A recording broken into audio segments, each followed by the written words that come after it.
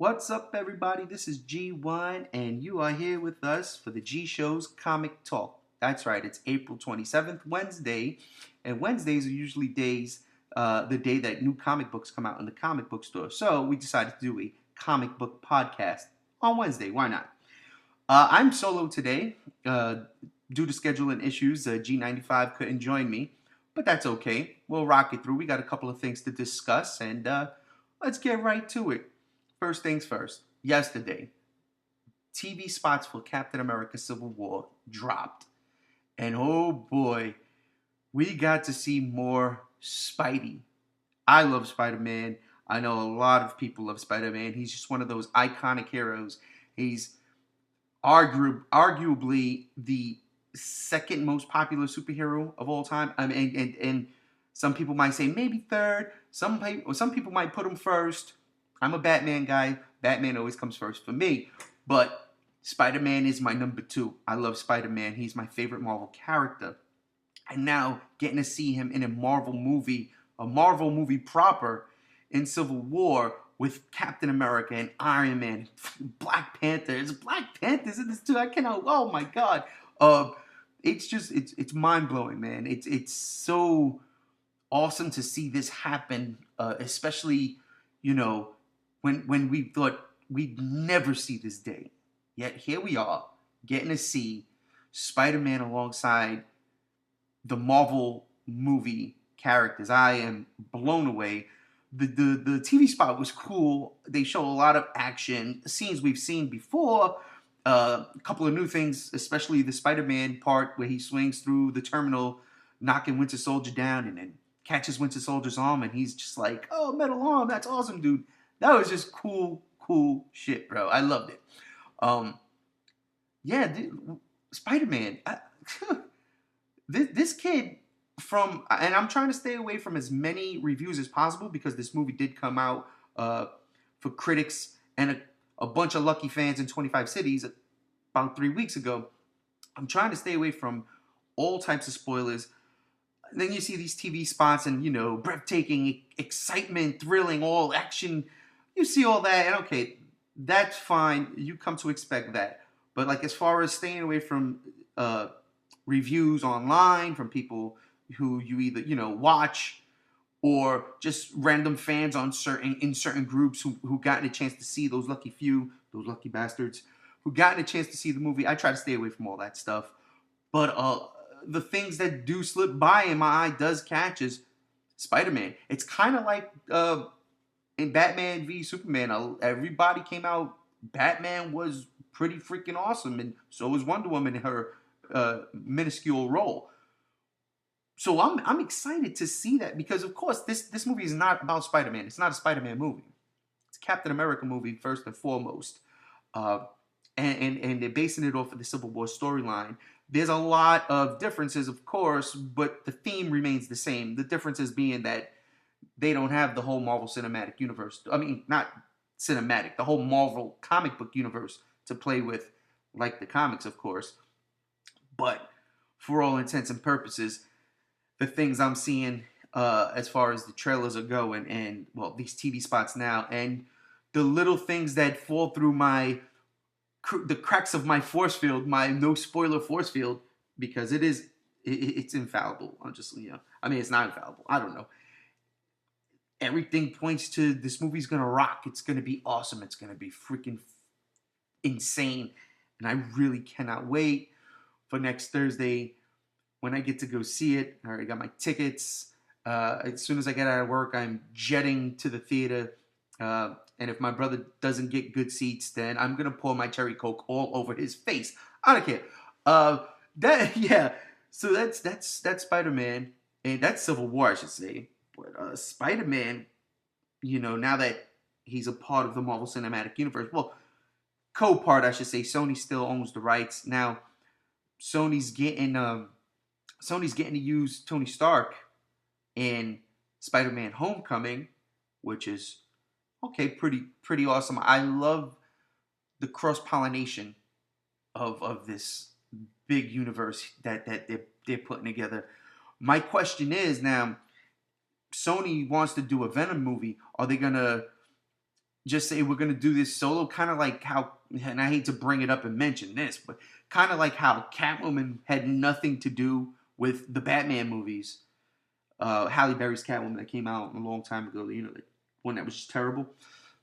So I'm guessing, I'm wondering if that's what they're gonna do. Are they gonna just have a standalone Venom movie, which could work, which could be dope because Venom is like, I love Venom too. Spider-Man is my favorite Marvel character. Venom might be my favorite Marvel villain. But I would like to see how that works out. Tony Stark's going to be in Spider-Man Homecoming. That's interesting. That's going to be fun. I wonder if they're going to have more characters in that, or if they're just going to wait and see. Who knows?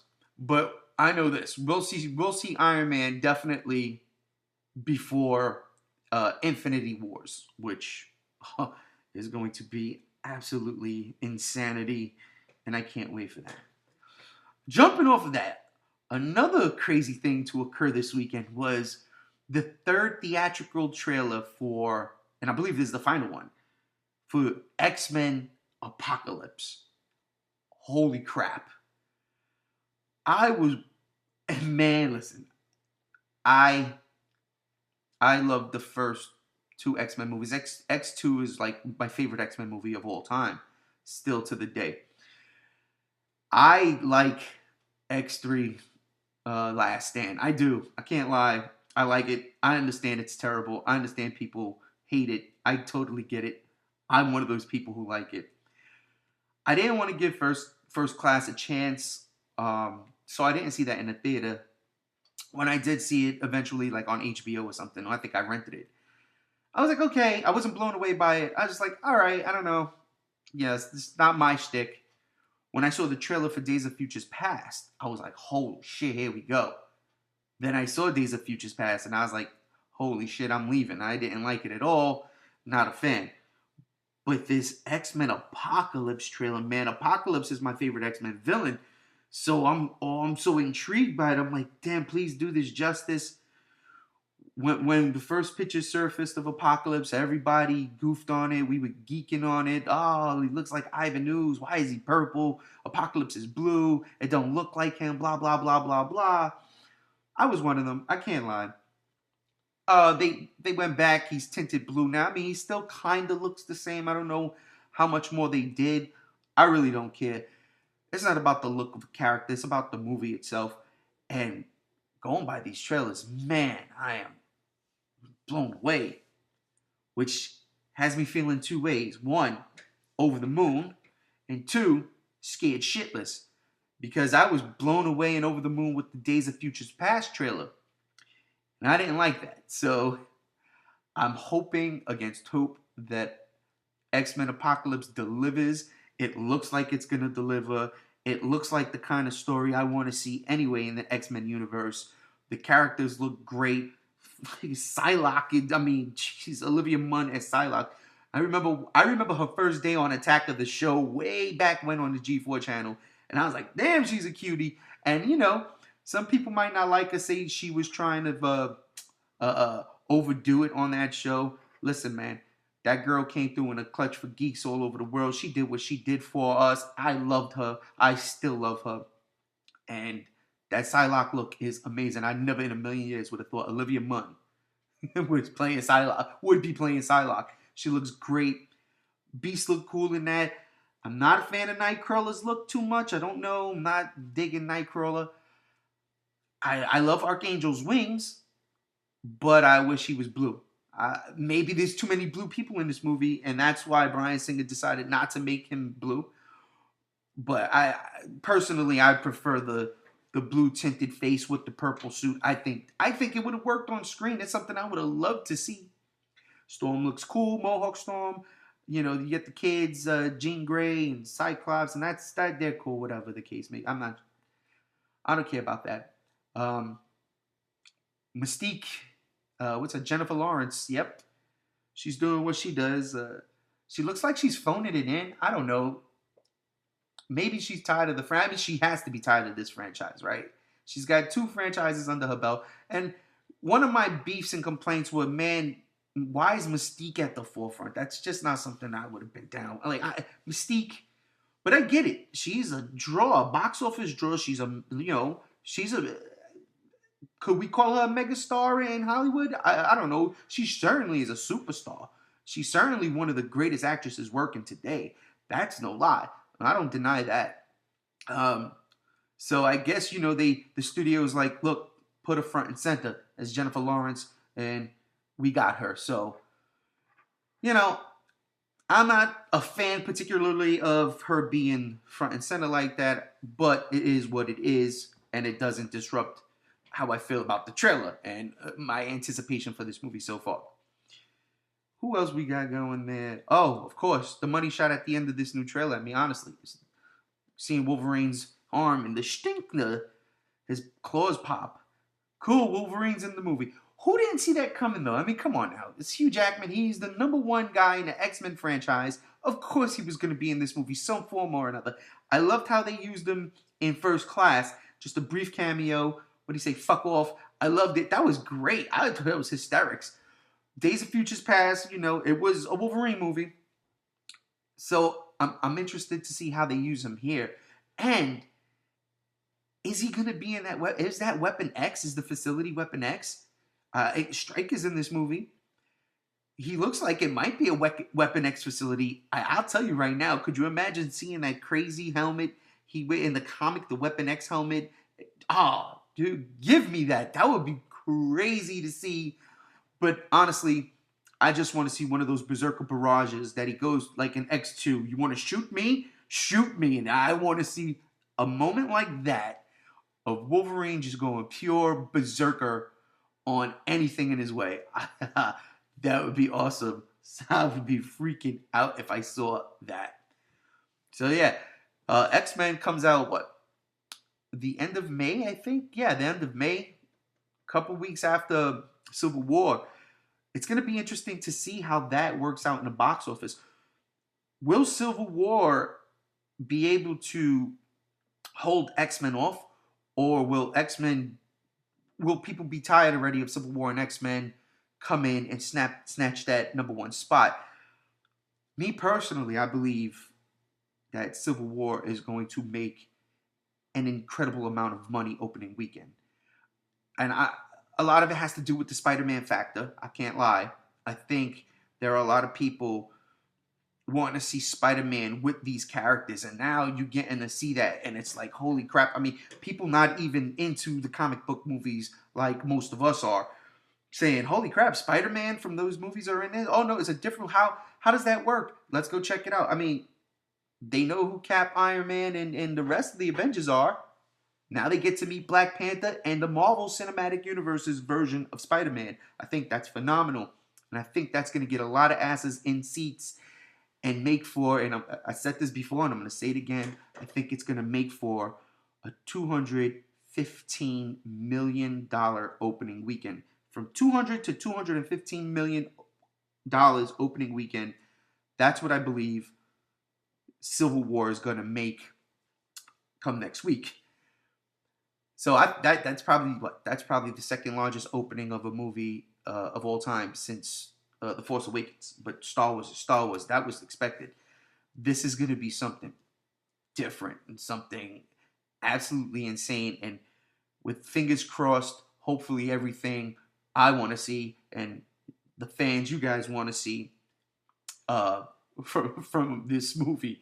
And of course, Spider-Man being in it. Jesus, I can't believe I'm saying Spider-Man is gonna be with Iron Man and Captain America fight. This is nuts. This is nuts. This is the world we live in, and it's awesome. Yeah. So anyway, I think it's gonna make 200 to 215 million opening weekend, and then have solid outings the next couple of weeks.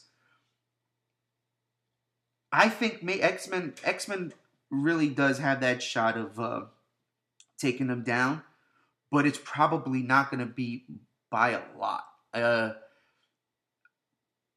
You know what? I'll save it for another podcast where I see it, how much it'll open up to him, what the difference between the movies in the 1 and 2 spot will be when X-Men drops. I'll save that for another one. I want to talk to G95 about that too, and unfortunately, he's not here right now. So I'll move on. Third piece of news that didn't come out this week, came out last week, was Willem Defoe joins the DC cinematic universe, or what I think they call it the extended universe. I don't know what they're calling it. It's weird. But Willem Defoe joins the Justice League, and he tweeted out, or he put up whatever on social media that he is joining the cast as a good guy. First thing I thought of, I mean, and this is just me with my crazy ideas and how comic books are. First thing I thought of was he would play the perfect Alexander Luthor from Earth 3. The good guy, the Luthor who lives in the crime syndicate's world. And the crime syndicate, if y'all don't know, is the evil version of the Justice League in the comic books. So instead of Superman, it's Ultraman. Instead of Wonder Woman, I think it's Power Woman. Instead of Batman, it's Owlman. Green Lantern, I think it's Power Ring. I think, so on and so forth. So I thought, wow, that would be crazy interesting if that was the case. But that was just me, like I said, geeking out and taking things to a whole nother level. Reports are coming out stating that he's actually, in fact, Kent Nelson. And if you guys don't know who Kent Nelson is, I'll tell you, he's Dr. Fate. That Dr. Fate from the JSA, from the Justice Society of America. I like it. I'm like, wait, what? Dr. Fate. Okay, that's something completely different, something way out of left field. I didn't see it coming. I'm like, it works. Wow. All right. Which, after that broke, earlier this week, news came out about, or maybe it was over the weekend, news came out about casting for the Flash movie. And of course, Iris West, Dr. Cold, or Captain Cold, excuse me, a couple of other people. But what stood out, there was a casting call for Jay Garrick. Now, I don't know if that's 100% legit. Honestly, I saw that as a blurb somewhere, and it raised my eyebrows. I was like, what? Jay Garrick in the Flash movie? That's crazy. But then putting that together with Willem Defoe and the rumors of him playing Kent Nelson, a.k.a. Dr. Fate, I'm like, wait a minute, whoa. Are they trying to have like the JSA somewhere in this cinematic universe, in the DC cinematic universe? I'm kind of like, wow. They're really, if this is the case, because I don't know for sure, okay? I'm just going by what I've seen. But if this is a case, that's kind of crazy. And it would be kind of crazy if whatever the villain is in Justice League, it's so, so gigantic, so out of control that the Justice League might need extra help. I don't know. I'm just rambling, but it's something that honestly I'm kind of intrigued by. I'm looking like, wow. I'm looking at it like, wow. The JSA, Jay Garrick over on one side, Dr. Fate over here on this side. What is this world coming to? Truthfully, focus on the Justice League and the task at hand. But if you did open up the universe in a grand scale early on, I'm not mad at you either. Not at all. Because that would be kind of crazy. I'll tell you what, though. Listen, man. Give me some Solomon Grundy. I would like to see Solomon Grundy. Look, we all seen 3 iterations of the Hulk now. And all 3 of them looked good. I don't like Ang Lee's Hulk movie, but I love the way Ang Lee's Hulk looked. I loved that look. I loved it. I am a big fan of the Incredible Hulk, and I really like the way that Hulk looked. The Avengers Hulk, Mark Ruffalo, that is the Hulk now. To me, that's probably the perfect Hulk. So we've seen this 3 times. We can get Solomon Grundy. He's a Hulk-like figure. Just don't make him look like Doomsday. Now, that would suck. But give me some Solomon Grundy action, man. I would love to see Solomon Grundy. Oh, man, that would be cool. And of course, that's just me throwing things around because Kent Nelson and Jay Garrick, Dr. Fate, and the old school Flash. or the Earth 2 Flash, if you will, being casted. So everything says. Again, I don't know that if it's fact. All I'm saying is that's what I've seen. We don't know for sure who Willem Defoe is playing. Just that there's speculation saying he's playing Dr. Fate, which, again, I think that would be crazy. That would be nuts. So, let's just get a sip of water. All right. So, I want to raise a question here because I've seen a couple of things online. People beefing about Civil War. I can't lie. I was one of those people who kind of beefed about Civil War being dropped like 3 weeks, 4 weeks early. And a lot of us weren't able to go see it, or whatever the case may be. In my case, Marvel did a phenomenal job. Disney did a phenomenal job where they had it premiere in 25 cities for fans, and it was kind of like if you saw it and you got on and you got your ticket, first come first serve. I unfortunately was under the weather that week. I had no clue that happened. So when I did see it, I was frustrated to say the least. But that's my fault, and it's not my fault. I was sick. I didn't know, and I don't have I have no alerts set to alert me when things like that happen. Because believe me, I would have went. So I can't be that upset. Whatever, it's what it is. But I see a lot of people beefing about it, and one of the things I've seen that I kind of thought about was, did they do it? Did Marvel and Disney release Civil War that early for critics and the lucky fans? Because make no mistake, the critics were invited. The movie critics, a lot of you probably follow a couple of people online that you guys might like, that are movie critics that got to see the movie.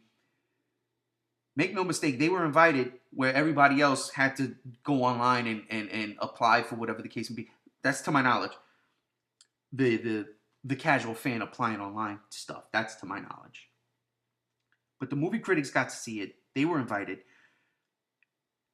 Do you think, and this is the question, do you think Disney and Marvel released Civil War early to stop the bleeding from the negative impact of Batman v Superman? Think about that for a minute, all right? Just before you jump the guns and jump to conclusions, just take a step and think about this for a second. Batman v Superman was one of the most highly anticipated movies for the last couple of years since it was announced at Comic-Con, okay? More so than Civil War, and that's a fact. Look, I'm not just saying that because I'm a DC fanboy. I'm saying that from the perspective of I've been following this stuff. It's the first time we're getting Batman and Superman on screen ever, outside of the animated stuff. We've already seen Captain America and Iron Man on screen, along with Thor and the Hulk and the rest of the Avengers. So we've gotten that twice. So it was highly anticipated. And when it came out, and again, listen, I'm a DC fanboy. I didn't particularly like the movie. I didn't think it was that good. It was all right. There was a certain scene that really put it over for me, and this movie's been out forever now, and it's getting crushed. It's not even in the top 5 this week. So the scene with the Flash busting through the Speed Force, I thought was absolutely phenomenal shit. I loved it. It was one of my favorite parts. It was my favorite part of that movie. I'll put it like that. It was my favorite part of that movie because it brings up world building. But I spoke about that on another spot. You can go check it out on the channel. It's there somewhere. But the fact remains the same. This movie did not do what Warner Brothers thought it was going to do financially. It got panned by critics. It got panned by fans. People did not like this movie. Not saying there weren't people that, not saying that there weren't people who did like this movie. I had to catch myself there. There were people who loved this movie. I know a couple of them. One of my really good friends back east in New Jersey, he loved it. You really can't sway him on his opinion, and I'm not going to try. He loved the movie, and that's what it is. That's cool.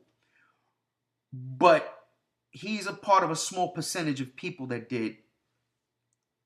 People are saying, oh, the critics were paid by Marvel to say that. That's retarded. That's dumb and stupid.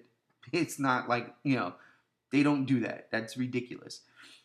I know. I wish I was paid to say I didn't like the movie. I'd be happy. I'd get better equipment for my studio here. But all that aside, do you think Disney released it early to stop the bleeding? Because here's my thought. My train of thought on this is this. It's getting killed.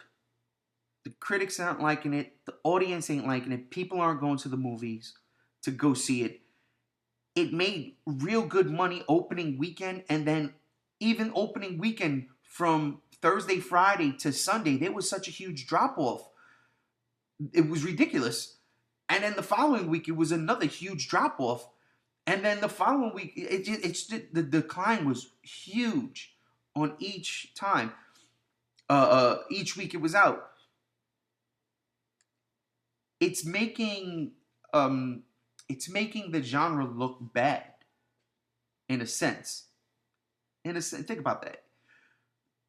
People might be, oh, well, this movie sucked. That's it. I'm done. Perfect example. This weekend I was hanging out with friends.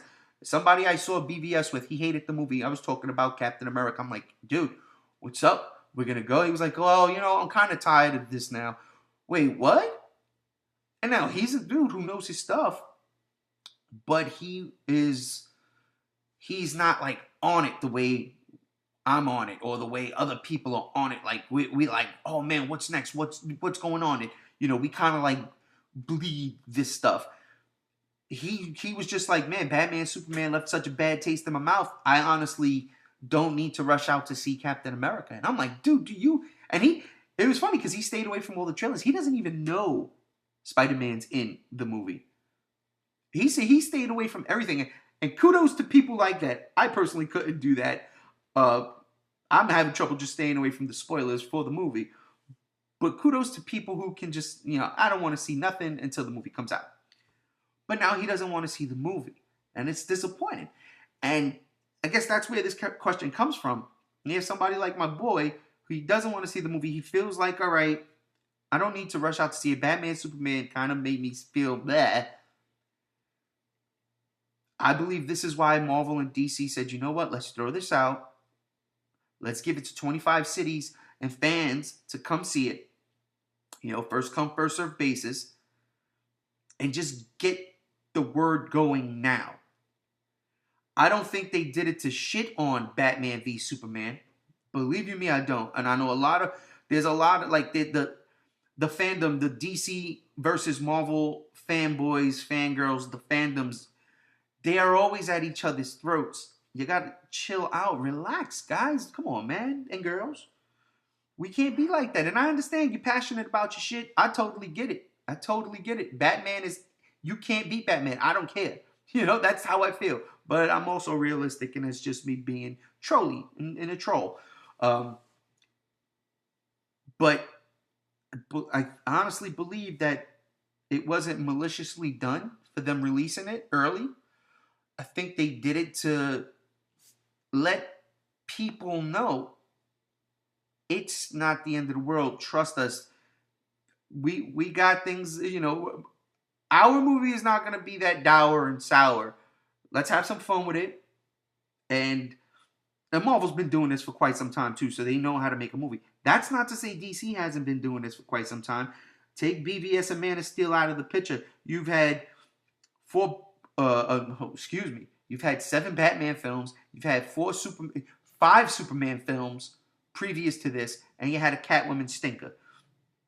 Oh, and Jonah Hex. I forgot about that. And Jonah Hex. So, DC's been making comic book movies. This is just the first time they're trying to put it all together in one big thing. Marvel's been doing it for a little bit longer. Keeping it all cohesive. So, I honestly feel that they did it to stop the bleeding. to assure everybody, look, this isn't the death of the superhero genre. We're going to be here for a long time. We've got movies stacked up ready for 2021, 2022. And that sounds like it's far off, but it's not. It's only 4 or 5 years away. It's not that long, considering. It just sounds long. And the same thing goes for DC. They're not giving up. So BVS wasn't what they wanted it to be. It's not going to break $1 billion. It should have broken $1 billion. I stand by that. I'm so upset by that fact. I really am. That movie should have broken $1 billion, but again, it just wasn't that good, and that's why. I mean, the proof is in the pudding. That's why it won't break $1 billion, because people just aren't going to see it no more. It's over. It's done. I can't wait. The Blu-ray comes out in about 2 months. Give it to me. I take it. I'm gonna buy it. I'm gonna watch it all 3 hours. If they put the 4-hour cut, all 4 hours, I don't care. But the superhero genre is not over, and I think that's why Disney and Marvel put out Civil War early. That's my thoughts. I want to know what you guys think. Do you think that's what it was, or do you think Disney and Marvel were being malicious and saying, "Oh, you guys, you want to see a fun superhero movie? Hey, look, if you're a lucky few, you get to come to one of these screenings." And lucky few indeed, those who've seen it, I envy you. I got a week and a day to go. Hopefully I get to see it sooner than that. I don't know. I'm trying to make some things happen. But, if that doesn't fall through, I already got my tickets for Thursday night. So, yeah. That'll do it for today. Short, sweet. Try to get it to the point. Again, I was flying solo. That's what it is. So, guys, thank you for taking your time listening. Subscribe to the G Show video channel now on YouTube. We have it. Like the video. Don't like it. Comment on it. Let me know what you think. Tell us your feelings. Tell us some stuff you might want to talk about. Give us some topics, if you will, and we'll throw them up and we'll speak on that. So, that will do it for the first issue. That's why I'm going to call these Wednesday comic book podcasts. I'm going to call them issues. That'll do it for the first issue of the G Show's Comic Talk. I am G1, and I want to say to everybody, keep reading those funny books.